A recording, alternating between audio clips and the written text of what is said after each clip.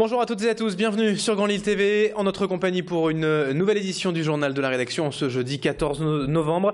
En images, en 7 minutes, voici tout ce qu'il faut savoir de l'actualité et près de chez vous.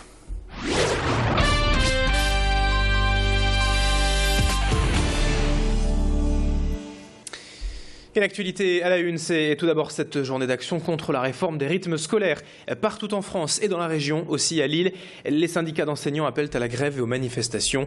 Le rassemblement est donc prévu cet après-midi à 14h30, porte de Paris. L'intersyndicale est mobilisée contre cette réforme jugée bâclée, imposée sans moyens et bien trop confuse pour être efficace. Les enseignants demandent donc la suspension de la réforme et le retour à une concertation avec l'ensemble des partenaires. De nombreuses perturbations sont assez attendues aujourd'hui dans les écoles de la région. Des accueils d'urgence seront mis en place par les mairies, mais certains établissements pourraient être totalement fermés toute la journée. Autre information en bref et à la une, c'est cette journée d'action prévue jeudi prochain à Paris pour les salariés de la Redoute. Après cette importante manifestation déjà la semaine dernière à Lille, les employés en grève et menacés, et vous le savez, par plus de 700 suppressions de postes, veulent aller se faire entendre directement sous les fenêtres de leur PDG François-Henri Pinault. Alors que le nom du repreneur de la Redoute sera sans doute annoncé en début de semaine prochaine, les salariés demandent toujours des garanties quant à leur avenir et le plan de licenciement prévu par la direction. Les discours rassurants affichés par le dirigeant et les élus nordistes après leur rencontre mardi à Paris n'ont semble-t-il pas convaincu les salariés. Écoutez pourtant Michel-François Delannoy, le maire de Tourcoing, satisfait de cet entretien mardi avec François Pinault. On est satisfait d'abord d'avoir entendu M. Pinault dire que la Redoute était une belle entreprise, avait un avenir.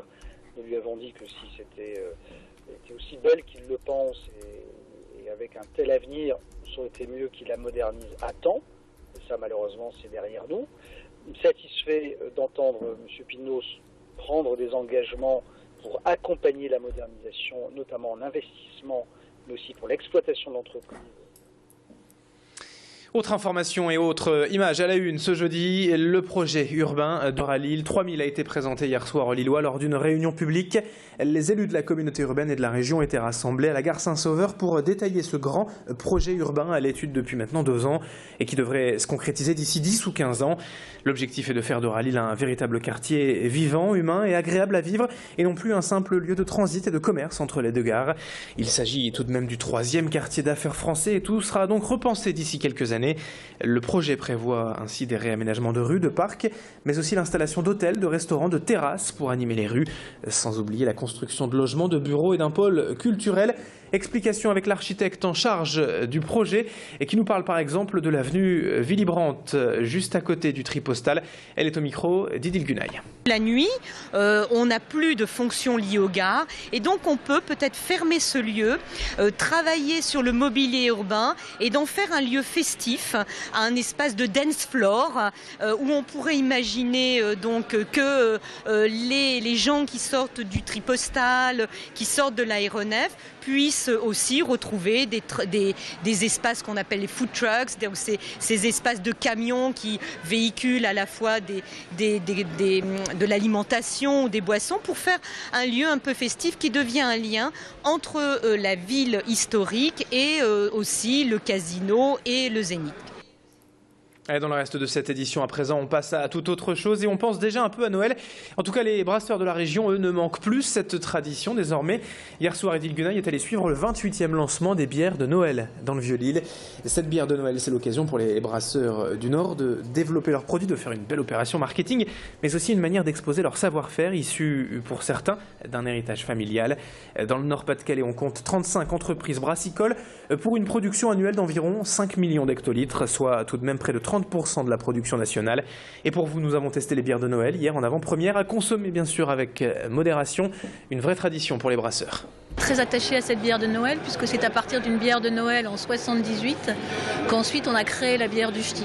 Donc chaque année depuis 78 on fait des recettes différentes. Historiquement, vous le savez sans doute, le brasseur offrait un brassin spécifique à la fin de l'année à ses employés, à ses clients. Et donc les brasseurs et Affligem bien sûr continuent et perpétuent cette tradition avec un brassin très particulier qui est brassé uniquement pour la fin de l'année.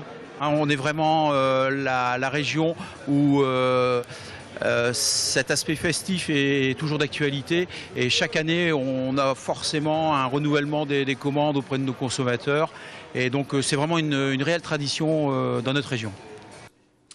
L'assurance maladie et l'Agence régionale de santé lancent un plan d'action régional pour la promotion du bon usage des antibiotiques. Et nous sommes en effet la région la plus consommatrice en la matière. Et ce n'est pas vraiment une bonne nouvelle, c'est plutôt le signe d'un nombre important de maladies infectieuses et surtout d'une grande précarité en termes de santé. Résultat, selon l'ARS, la résistance bactérienne serait de plus en plus forte dans la région à cause de cette surconsommation d'antibiotiques, notamment auprès des enfants de moins de 10 ans et des personnes âgées de plus de 65 ans. Les acteurs de santé voudraient donc généraliser les tests de diagnostic rapide auprès des médecins généralistes qui permettent de connaître rapidement donc l'origine de l'infection virale ou bactérienne et donc d'améliorer les prescriptions. Explication avec le directeur général de l'ARS au micro de Macha Grunessen. Dans le Nord-Pas-de-Calais, nous sommes souvent en face de patients qui ont réellement des gros problèmes de santé qui justifient des antibiotiques. Le fait que le Nord-Pas-de-Calais soit une région qui consomme le plus d'antibiotiques ne veut pas dire qu'ils sont prescrits n'importe comment. Ça veut dire simplement aussi que c'est un marqueur de santé parmi d'autres qui font que les malades en Nord-Pas-de-Calais, par exemple, recourent à des stades plus avancés de maladie à leur médecin et qui peut justifier qu'il y ait plus d'antibiothérapie qu'ailleurs.